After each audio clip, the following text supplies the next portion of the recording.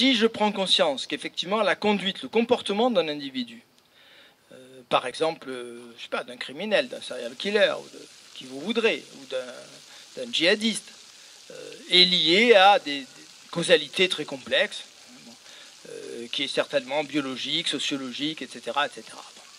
À un moment donné, va se poser le problème de la responsabilité et donc le problème de la punition.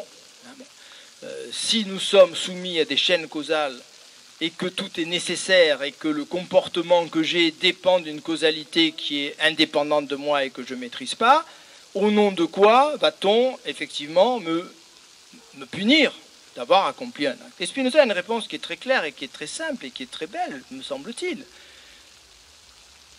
Si je regarde effectivement les choses uniquement du point de vue de l'individu, on a beaucoup tendance à faire ça aujourd'hui, on a du mal à raisonner en termes de groupe et de collectif.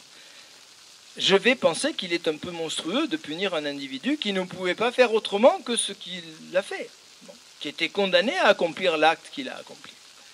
Mais cet individu, il est membre d'un groupe, il est membre d'une société, qui elle aussi a sa causalité et qui elle aussi a sa finalité, qui est un corps. La société est un corps. Et ce corps veut vivre, et ce corps veut se défendre.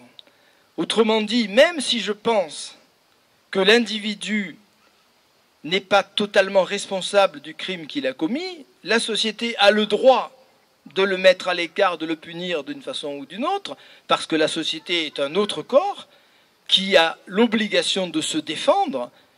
Et alors ça peut paraître choquant, effectivement, de punir quelqu'un qui, en quelque sorte, n'a pas fait exprès. Mais c'est pas si choquant que ça quand on se place effectivement sur le plan de la collectivité. Donc ça, on va trouver ça dans l'éthique au niveau politique.